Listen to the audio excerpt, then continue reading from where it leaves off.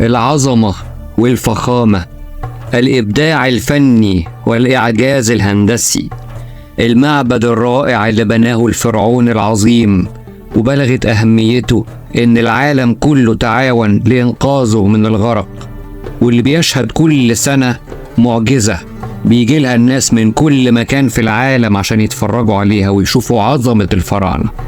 اتفضل اشترك في القناة وفعل زر الجرس وتعال نعرف مع بعض حكاية معبد أبو سمبل.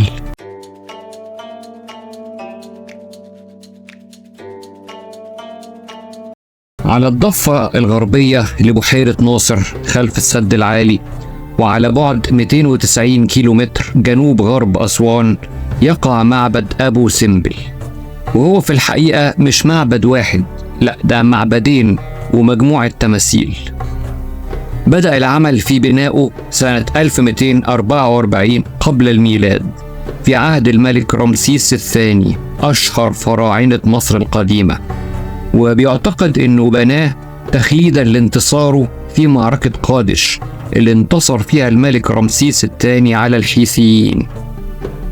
استمر العمل في بناء معبد أبو سمبل حوالي 20 سنة، وده لأنه كان منحوت من الصخر في الجبل.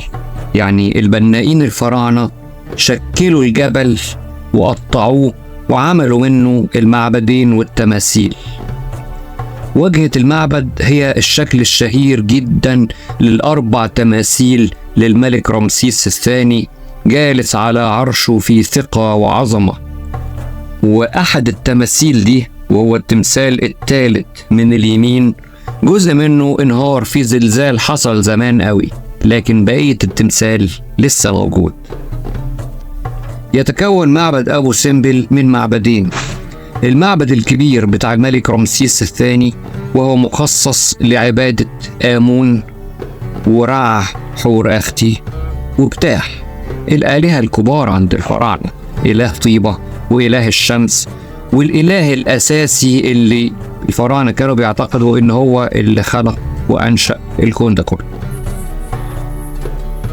وده اللي قدامه تماثيل رمسيس الثاني الشهيرة، وعلى جدرانه كتابة باللغة الهيروغليفية بتخلد ذكرى انتصار الملك رمسيس الثاني على الحيثيين في معركة قادش.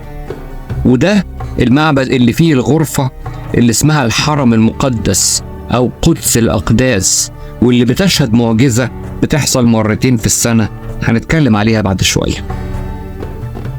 المعبد الثاني الصغير هو معبد أقامه الملك رمسيس الثاني لزوجته الفاتنة نفرتاري جميلة الجميلات، واللي كان رمسيس بيحبها جدا وبيكتب لها عبارات الحب والغزل على جدران المعابد.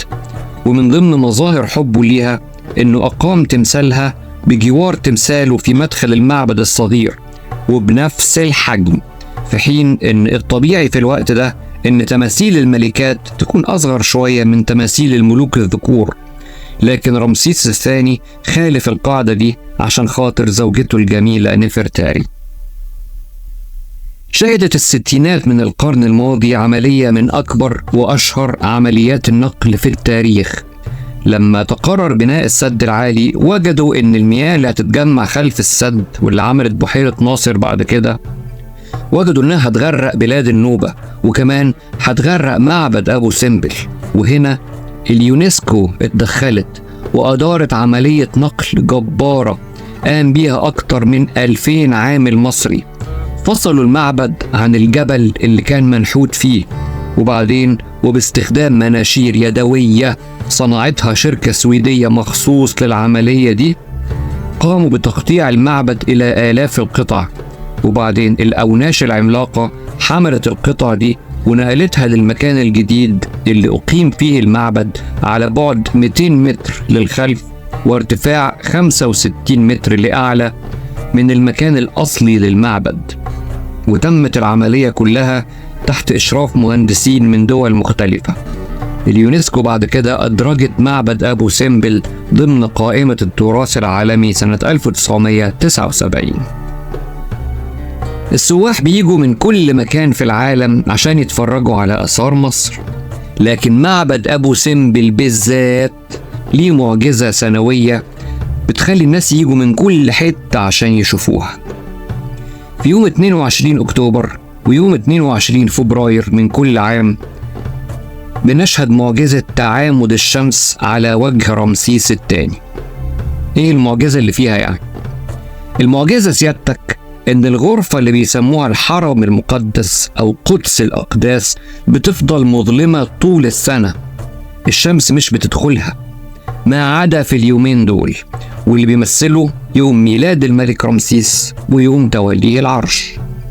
في اليومين دول فقط وفي الساعة 6:52 بالظبط صباحا أشعة الشمس بتدخل من باب المعبد وتمشي 200 متر للداخل لغاية مدخل قدس الأقداس، وتدخل 60 متر داخل قدس الأقداس عشان تضيء وجه رمسيس الثاني، ووجه الإله آمون إله طيبة، ووجه الإله رع حور أختي إله الشمس. واستكمالا للمعجزة أشعة الشمس مش بتضيء وجه الإله بتاح إله الظلام، بيفضل وجهه غارق في الظلام. متخيلين قد ايه الفراعنة كانوا متمكنين في علم الفلك والهندسة والرياضيات عشان يبنوا المعبد بزاوية معينة تخلي المعجزة دي تحصل بالدقة دي في يومين بس في السنة، وتضيء 3 تماثيل بينما الرابع اللي جنبهم بيفضل في الظلام. وعشان ندرك حجم المعجزة دي هقول لكم على مفاجأة. قبل نقل المعبد كانت الشمس بتتعامد على وجه الملك رمسيس الثاني والإلهين التانيين يوم 21 أكتوبر و21 فبراير، مش 22 زي ما بيحصل دلوقتي، لأنه لما تم نقل المعبد من مكانه تحت إشراف اليونسكو، وبرغم مشاركة دول متقدمة علميا وتكنولوجيا في عملية النقل دي، ورغم إشراف اليونسكو بجلالة قدرها، ما عرفوش يظبطوا زاوية المعبد زي ما كان الفراعنة ظبطينها، وفرقت معاهم يوم من 21 بقى 22. يعني اللي الفراعنة عملوه من 3200 سنة مهندسين القرن العشرين ما عرفوش يعملوه. عاش يا فراعنة. حكايات الفراعنة والحضارة المصرية القديمة مش بتخلص، ولسه عندي منها كتير قوي.